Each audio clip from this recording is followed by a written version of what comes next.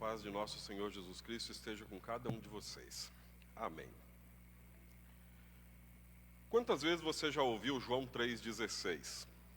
Porque Deus amou o mundo tanto que deu o seu único filho para que todo aquele que nele crer não morra, mas tenha vida eterna. A gente tem até dificuldade para saber da linguagem de hoje, porque a gente decorou da Almeida Revista Atualizada, e aí a gente começa a misturar as palavras. No final a gente se ajeita, mas a gente sabe tão bem esse texto que a gente confunde porque está numa versão nova.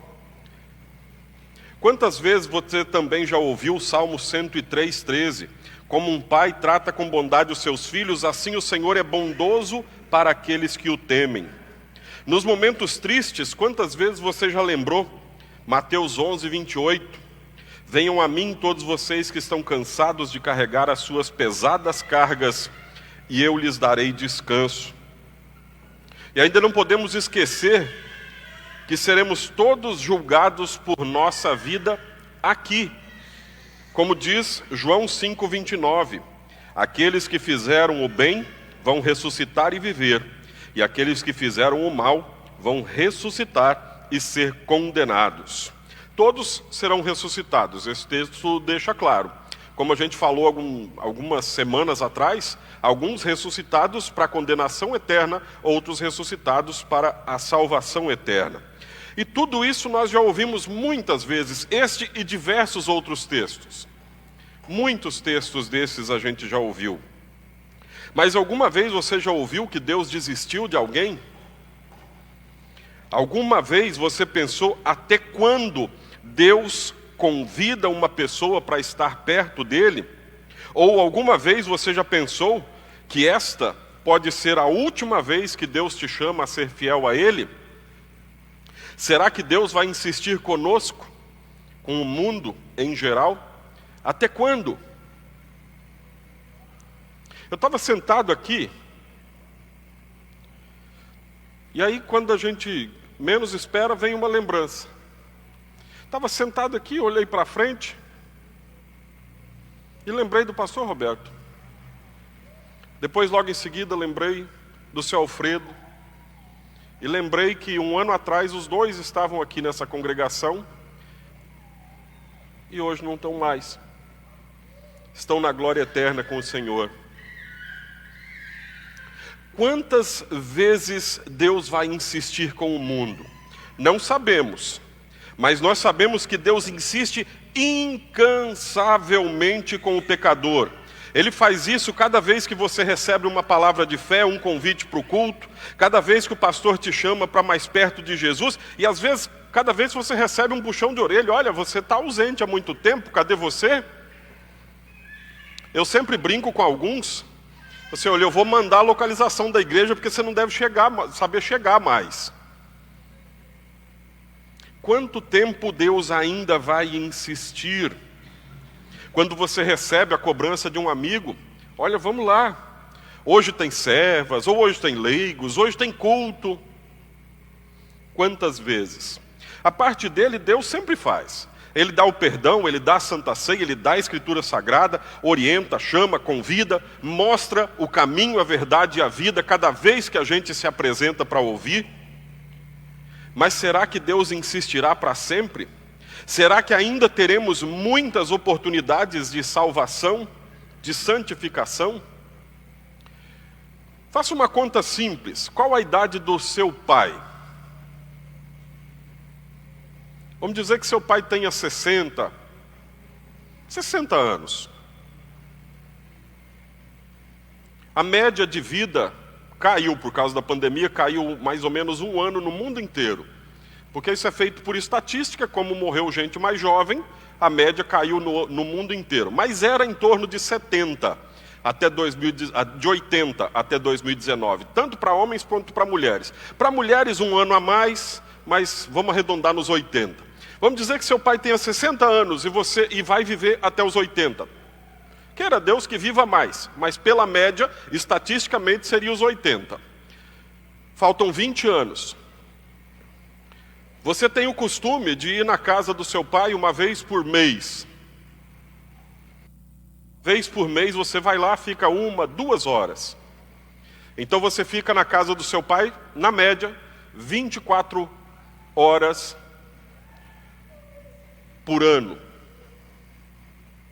Quer dizer que você tem 24 vezes que você vai ainda na casa do seu pai a cada ano, 2 horas, vezes 10 dá 240 horas, 480 horas você tem em 20 anos para festejar com o seu pai. 480 horas é muito? Olha, para as pessoas que a gente ama. Quanto tempo você tem ainda para estar na presença de Deus? Quanto tempo Deus ainda vai insistir com cada um de nós? Apesar de tantas perguntas, continua uma certeza. Deus, além de ser um Deus de amor, é também um Deus justo. Que não mente, até porque não pode mentir. Como a sua palavra é que cria a verdade, se Deus mentisse, a mentira se tornaria verdade. Então Deus não pode mentir e Ele é justo. Da mesma forma que Ele prometeu perdoar o pecador arrependido, Ele também prometeu castigar aquele que não se arrependesse, como diz em Mateus 10, 28. Não tenham medo daqueles que matam o corpo, mas não podem matar a alma. Porém tenham medo de Deus, que pode destruir no inferno tanto a alma como o corpo. Mas até quando vamos levar nossa vida como se Deus não existisse? Talvez você não se encaixe em nada disso que eu estou perguntando. Glória a Deus, Deus seja louvado. Mas reflita para jamais se encaixar nisso aqui. Esse versículo diz mesmo para ter medo de Deus. Ah não, mas Deus é um Deus de amor. O temor aí não é ter medo, é ter respeito. Olha, dá para florear, mas ali diz medo. É para ter medo de Deus quem não crê em Cristo. Quem está longe de Cristo, tenha medo, porque você vai morrer e vai para o inferno. Quem está em Cristo não precisa ter medo. Não se aplica este versículo a nós.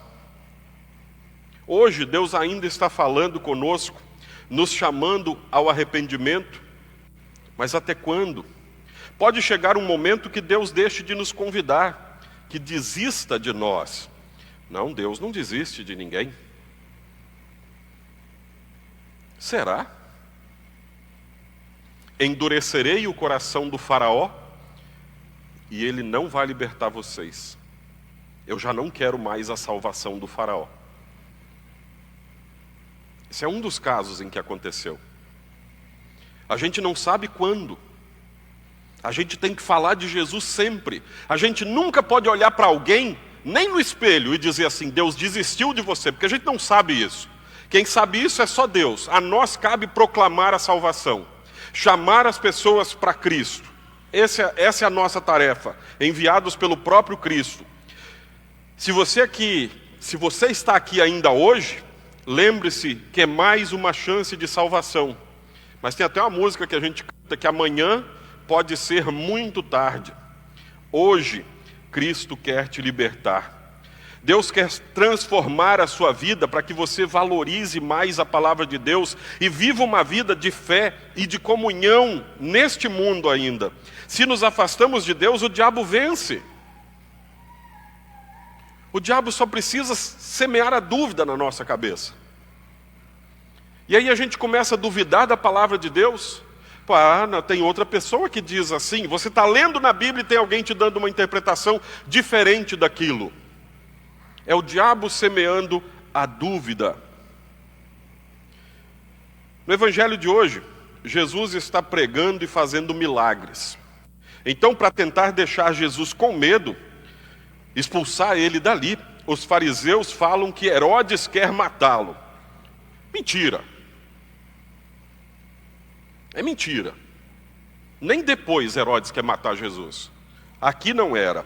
Lucas 13, 32... Vão e digam para aquela raposa que eu mandei dizer o seguinte: hoje e amanhã eu estou expulsando demônios e curando pessoas. No terceiro dia termino o meu trabalho. Por que é que Jesus compara Herodes com uma raposa? A raposa era considerada um animal insignificante. Com isso, Jesus demonstra para Herodes que a sua autoridade era insignificante. E ainda diz mais, diz que vai permanecer ali por mais 3 dias. É como se ele dissesse, olha, eu não estou nem aí para o que o Herodes está mandando dizer. Claro que Jesus sabia que isso também era fake news dos fariseus. Herodes foi a única pessoa tratada por desprezo, ou com desprezo, por Jesus. Foi também a única pessoa para quem Jesus não disse uma palavra.